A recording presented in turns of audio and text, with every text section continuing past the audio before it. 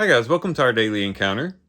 In 1 Chronicles chapter 15 and verse 2, we see David being very careful about who would be allowed to carry the ark of God. It says there in 1 Chronicles 15 verse 2, Then David said, No one is to carry the ark of God but the Levites, for the Lord chose them to carry the ark of God and to minister to him forever. And David was correct about this. In Deuteronomy chapter 10, the tribe of Levi is designated as those who would carry the ark. And then also in Numbers chapter 4, the sons of Kohath, who were a part of the tribe of Levi, were designated to care for the holy objects and to carry them. And so, yeah, David's right. Only a particular tribe, and even we can narrow it down to specific people within that tribe, were allowed to actually carry the ark of God.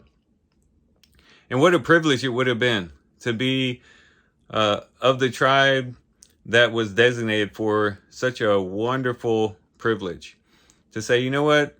We, out of all the tribes that God has called to himself, we are the only ones who can carry the ark. Would have been a great privilege, would have been a great blessing to be able to carry the ark of God, which was really the place where God's presence was manifested. And so very, very much a blessing to be able to do that. But also it was a great responsibility, we could say as well. As we found with Uzzah in chapter 13, if you didn't do it right, there were great consequences for that. And so you had to say, you know what, it's a blessing, but at the same time, it's a great responsibility. I have to treat this with gravity. I got to treat this with respect. I got to do my duty correctly. As we think about this in connection to our spiritual lives, we could say that we too have a particular privilege that the rest of the world does not have.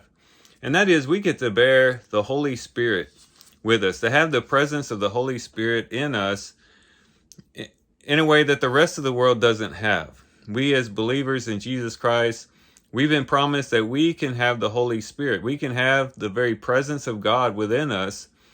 And that promise is just made to believers and not to the rest of the world. We find this spoken about by Jesus himself in John chapter 14. And starting in verse 16, he says, I will ask the Father, and he will give you another helper, that he may help you forever. That is the Spirit of truth, whom the world cannot receive, because it does not see him or know him, but you know him, because he abides with you and will be in you. So he says he's been with you as Jesus had walked on the earth. The Holy Spirit was in him and was abiding with the disciples through Jesus Christ. But Jesus made the promise that pretty soon the Holy Spirit wouldn't just be with them, but actually would be in them.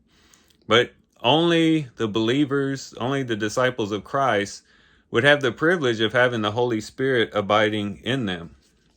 And so we could say that we too are privileged in that sense, just like the Levites were. They were privileged to bear the ark of God, which was the manifested presence of God on the earth. And now we get to bear the Holy Spirit within us, who is the manifested presence of God here on the earth. And what a privilege and an honor it is to be able to say that. But we could also say it's a great responsibility as well.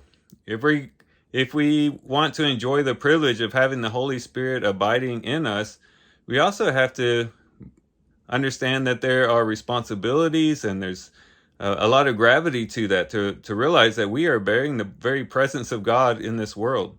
And so it's a call to us to live a consecrated, holy, sanctified life before God, and to treat that with respect, and to realize that it's no small thing that God abides not only with us, but in us, and that we should respond appropriately to that. The Apostle Paul uses this reasoning in 1 Corinthians chapter 6 in connection to in response to some believers who were thinking, you know what, it doesn't matter what I do with my body. They were getting involved with prostitutes and things like that. And Paul uses the very truth that the Holy Spirit is in the believer to encourage them not to get involved in that type of activity. In verse 19 of 1 Corinthians 6, it says, Or do you not know that your body is a temple of the Holy Spirit who is in you, whom you have from God, and that you are not your own? For you have been bought with a price, therefore glorify God in your body. So it very much matters what you do with your body, because your body is the temple of the Holy Spirit who abides in you. And so there's an example where an apostle is encouraging believers to be very careful the way that they use their bodies, because the Holy Spirit dwells there. And we should all be encouraged to view our bodies the same way, view our lives that way, and to really honor God and glorify God in the body that He has given us, especially in lieu of the fact that He is abiding with us. And we should give the honor and respect to Him in that regard. So let's be both encouraged and feel blessed, the fact that God's presence is with us, but let's also be take that very seriously and realize the great responsibility that comes along with that, and live lives that will glorify Him. So here's some things we can reflect on and think about as we do our reading today. With that, guys, I do thank you for watching the video today. Hope you guys have a great day. Love you guys. God bless.